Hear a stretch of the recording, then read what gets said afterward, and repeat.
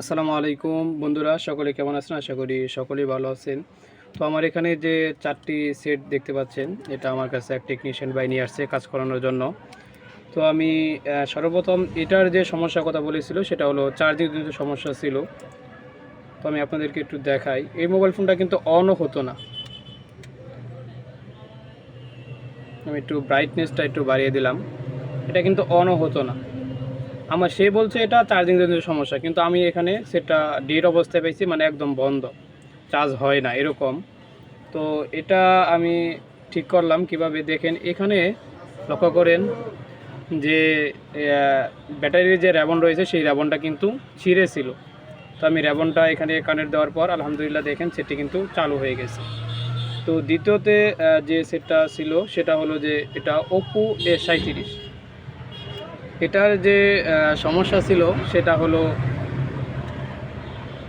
Charging জনিত সমস্যা ছিল এটা। আর এটা আমি যেভাবে সমাধান করছি, এটা চার্জিংয়ের যে বিবাস লাইন রয়েছে সেই বিবাস লাইনটা কিন্তু মিসিং হয়ে গেছিলো।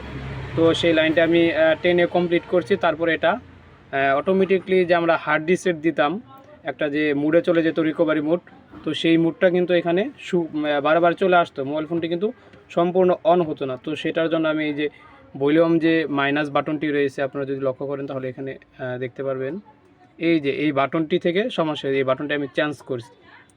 তারপরে আলহামদুলিল্লাহ এই সেটটা ওকে হয়েছে।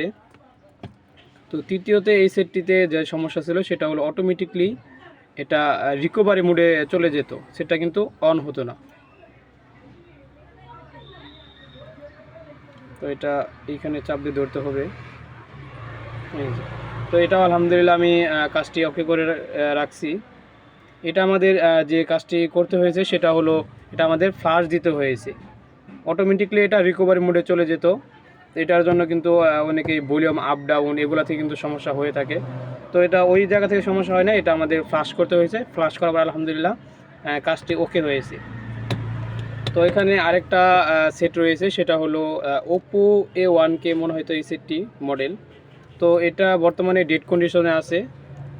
কাস্টমারে যে টেকনিশিয়ান ভাই আমাকে সেট দিয়ে সে বলে এটা কিছুক্ষণ পরে বা একদিন পরে দিলেও চলবে। তো আমি আপাতত এই 3টা সেট ওকে করলাম। আর এটা আশা করি আপনাদেরকে সম্পূর্ণ ভিডিও করে দেখাবো যে ডেড মোবাইল ফোন আসলে স্টেপ বাই স্টেপ কীভাবে কাজ করতে হয়। তো আজকে এই পর্যন্তই, দেখা হবে নেক্সট কোনো ভিডিওতে। সে পর্যন্ত সকলে ভালো থাকুন। আসসালামু আলাইকুম রহমতুল্লাহি ওয়া বারাকাতুহু।